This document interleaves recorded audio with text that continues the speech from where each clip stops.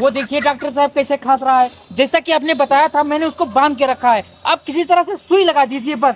अबे तू टेंशन मत ले, इस बार तो साले को सुई लगा कर रहूंगा। ये मेरे साथ कंपाउंडर है ना, ऐसे ऐसे मरीज को रोज पकड़ता है। चलो भाई। अबे कंपाउंडर पकड़ इसको। हट हट हट। अबे कंपाउंडर पकड़ इसको।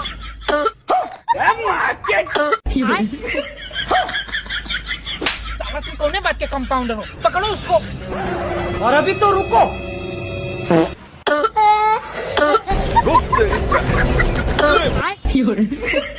डॉक्टर साहब